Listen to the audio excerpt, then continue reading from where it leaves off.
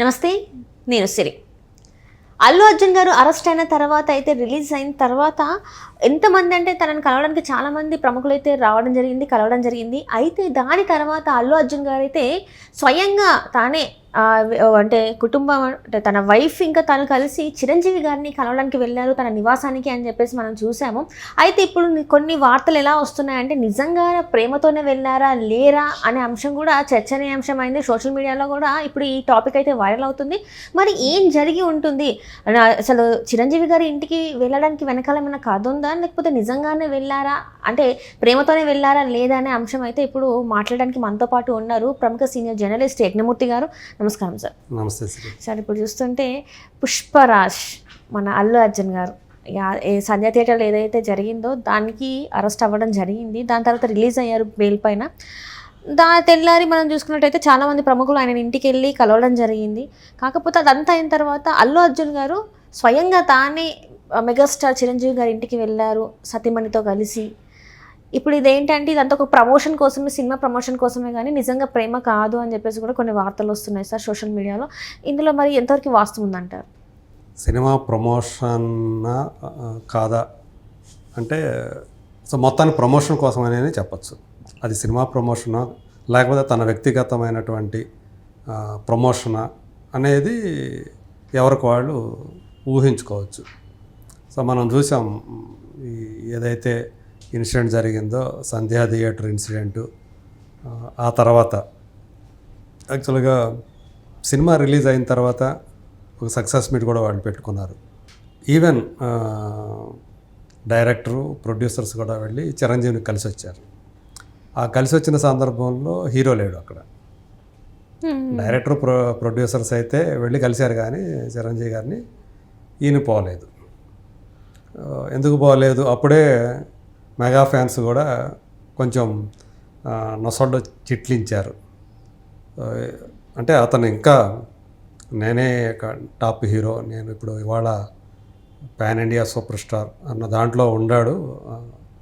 ఎందుకంటే అతను కూడా ఎప్పుడు కూడా ఊహించని రీతిలో పుష్ప 1 అనేది హిందీ బెల్ట్లో విజయం సాధించిన తర్వాత ఈ సినిమా పుష్ప 2 రిలీజ్కు ముందు వచ్చినటువంటి క్రేజ్ ఏదైతే ఉందో, ఆ సినిమాకి వచ్చినటువంటి ఆ మేనియా, జనంలో కనిపించినటువంటి ఆ మేనియా ఏదో ఉందో అతను కూడా ఊహించలేదు.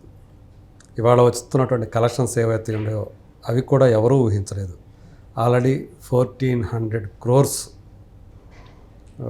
RRRను కూడా దాటేసి ఎంత. ఎందుకంటే కంటెంట్ పరంగా చూసినప్పుడు RRR కంటెంట్ ఏంటి, పుష్ప 2 కంటెంట్ ఏంటి, కంటెంట్ పరంగా RRR ముందు అసలు పుష్ప 2 అనేది అసలు ఎక్కడ నిలుస్తుంది. అయినప్పటికీ కూడా సో ఈరోజు పుష్ప 2 అనేది దాని ఓవరాల్గా RRR కలెక్షన్స్ను దాటేయటం అనేది సో ఒక ఊహించినటువంటి నిజంలాగా మన ముందుకు వచ్చింది. ఇప్పుడు ఒక రియాలిటీ లాగా after Dangal and Baahubali 2 top third గ్రాసర్గా ఇప్పుడు అంటే వరల్డ్ వైడ్గా అత్యధిక వసూళ్లు సాధించినటువంటి ఇండియన్ సినిమాస్లోనే 3వ ప్లేస్లోకి వచ్చింది. సో అంటే టాప్ 3లో 2 తెలుగు సినిమాలు ఉన్నాయి. ఇప్పుడు మనం చెప్పాలి బాహుబలి 2 ఇంకా ఇప్పుడు ఇది పుష్ప 2. ప్రజెంట్ ఇంకా దీనికి వస్తున్నటువంటి కలెక్షన్స్ అవి చూస్తూ ఉంటే దాన్ని కూడా బాహుబలి దంగల్ను కూడా దాటేస్తుందా, అంటే ఆ 2000 మార్కుని అందుకుంటుందా అనేటువంటి ఆశలు కూడా చాలామంది కలుగుతూ ఉన్నాయి. సో దగ్గరగా అయితే ఖచ్చితంగా బాహుబలి 2కి దగ్గరగా రావచ్చు అని కొంతమంది విశ్లేషకులు అంచనా వేస్తూ ఉంటే, ఈవెన్ దంగల్ను కూడా బాహుబలిని దగ్గరకు రావడం కాదు, బాహుబలిని దాటేస్తుంది. ఈవెన్ దంగల్ను కూడా దాటే అవకాశాలు ఫ్యూచర్లో ఉన్నాయి. ఎందుకంటే దంగల్ ఆ స్థాయికి వచ్చిందంటే చైనాలో వచ్చిన కలెక్షన్స్ వల్లే. చైనా కలెక్షన్స్ని పక్కన పెడితే బాహుబలి 2నే టాప్ ప్లేస్లో ఉంటుంది. ఎందుకంటే బాహుబలి 2 చైనాలో ఫ్లాప్, అది 80 కోట్ల దగ్గర ఆగిపోయింది. కానీ అది 1000 కోట్లు అక్కడే సాధించింది. ఇండియాలో కంటే కూడా చైనాలో ఎక్కువ వచ్చింది దంగల్. సో అందువల్లే అది టాప్ పొజిషన్కి వెళ్ళింది. సో దీన్ని కంపేర్ చేస్తూ ఇప్పుడు ఖచ్చితంగా రేపొద్దున ఇది కూడా చైనా జపాన్ మార్కెట్లో కూడా రిలీజ్ అయితే ఖచ్చితంగా ఆ ఫిగర్స్ను కూడా దాటేస్తుంది అని చెప్పి విశ్లేషకులు ఒక అంచనా వేస్తున్నారు. ఇప్పుడు ఫస్ట్ రిలీజ్లోనే అంటే ఆ మార్కెట్లో రిలీజ్ కాకుండానే ఈ స్థాయిలో ఇది ఇంత కలెక్షన్లో సాధిస్తుంది కదా అని. So coming to the point, ఇప్పుడు ఎందుకని ఆ రోజు శుక్రవారం రోజు అరెస్ట్ అయిన తర్వాత చిరంజీవి గారు ఎవరు ఊహించలేదు కదా, వాళ్ళు ఎవరు కూడా ఊహించలేదు. అందుకని మేము మీ పక్కన ఉన్నాం అంటే ఇలాంటి క్లిష్ట సమయంలో మనం వాళ్ళ పక్కన ఉన్నాము అనే ఒక భరోసా ధైర్యాన్ని ఇవ్వాలి అనే ఉద్దేశంతో చిరంజీవి గారు కానీ నాగబాబు కానీ వాళ్ళ ఇంటికి వెళ్ళారు. ఆ టైంలో తండ్రి కొడుకులు ఇద్దరూ కూడా లేరు, వాళ్ళిద్దరూ కూడా ఆయన కోర్టులు చుట్టూ తిరుగుతున్నారు కదా. వీళ్ళు సో ఇంటికి వెళ్ళి వాళ్ళ కుటుంబ సభ్యులందరికీ కూడా భార్యకి కానివ్వండి, వాళ్ళ మదర్కి కానివ్వండి, అల్లు అర్జున్ మదరు వీళ్ళంతా ఉన్నారు. సో వాళ్ళందరూ కూడా ధైర్యం చెప్పేసి వచ్చారు అని మనందరికీ తెలుసు. ఆ తర్వాత జరిగిన పరిణామాలు, ఈయనకి బెయిల్ రావటం, అంటే ఒకరోజు అక్కడ జైల్లో నైట్ గడిపిన తర్వాత పొద్దున్నే ఇంటికి వచ్చారు. అనేక మంది అక్కడ కూడా తన క్యారెక్టర్ అనేది కూడా చూపించారు అనేది కూడా ఒకటి కొంతమంది విమర్శలు చేస్తున్నారు. అంటే ఐకాన్ స్టార్ అనే ఒక షర్టు ధరించాడు ఆయన, ఫుల్ హ్యాండ్స్ ఉన్నటువంటి టీ షర్టు, దాని మీద ఐకాన్ స్టార్ అని అంటే ఇక్కడ పోలీసులు షర్ట్ని చేంజ్ చేసుకొని ఇవ్వలేదని కూడా ఉంది కదా సార్. ఇది ఇంటికి వచ్చేసిన తర్వాత ఇంటికి వచ్చి డ్రెస్ చేంజ్ చేసుకొని అన్ని అయిపోయిన తర్వాత సంగతి చెప్తున్నాను. సెలబ్రిటీలు అందరూ కూడా ఆయన దగ్గరికి వచ్చినప్పుడు ఆయన వేసుకున్న షర్టుని కూడా కొంతమంది తప్పు పడుతున్నారు. వెనకాల ఉంది, ముందు ఐకాన్ అని కింద స్టార్ కూడా ఉంది. సో దాన్ని కూడా కొంతమంది తప్పు పడుతున్నారు. సో అంటే సంకేతాలు ఇస్తాను, నేను ఐకాన్ స్టార్ని, నన్ను అరెస్ట్ చేస్తారా అన్నటువంటి ఒక ఫీలింగ్ ఆయన ప్రదర్శిస్తున్నాడు అని కూడా కొంతమంది దాన్ని అలా చూశారు. ఆ రోజు ఇప్పటికీ దాన్ని విమర్శించే వాళ్ళు ఉన్నారు. సో అనేక మంది సెలబ్రిటీలు, వాళ్ళలో హీరోలు ఉన్నారు, దర్శకులు ఉన్నారు, నిర్మాతలు ఉన్నారు, టెక్నీషియన్స్ ఉన్నారు, పేరు పొందిన వాళ్ళందరూ కూడా ఆయనతో కలిసి పనిచేసిన వాళ్ళు, పని చేయని వాళ్ళు కూడా వచ్చారు. సో ఇంతమంది మేము మీ పక్కన ఉన్నాము అనే ఒక రకమైన అంటే ఆ సపోర్ట్ని వాళ్ళందరూ కూడా చూపించారు. ఆ తర్వాత ఈయన అంత ముందు రోజు తన ఇంటికి వచ్చినటువంటి చిరంజీవి అలాగే నాగబాబు ఇంటికి వెళ్ళి 1 గంట గడిపేసి వచ్చారు అనేది మనం చూసాం.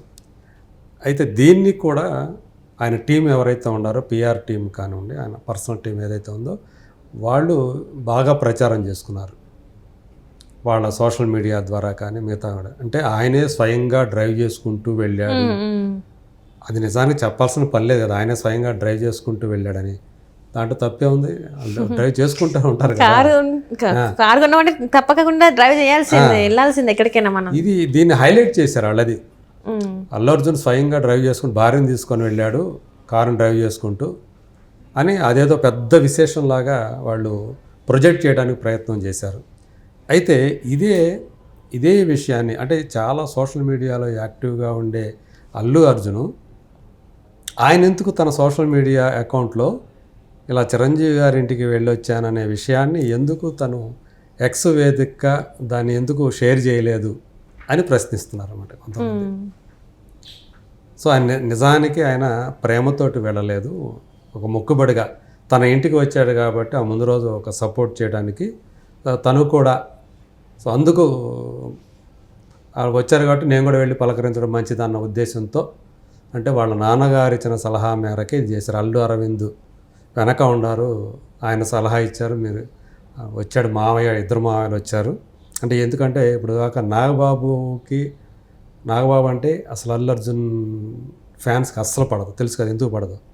సో ఆయనది 1-2 సందర్భాలు విమర్శించమన్నాడు, పేరు డైరెక్ట్గా ప్రస్తావించకపోయినా ఎక్స్వేదిగా ఆయన విమర్శించున్నారు. కాబట్టి ఆయనంటే వీళ్ళకి పడదనేది ఉంది. అయినప్పటికీ కూడా నాగబాబు వచ్చారు.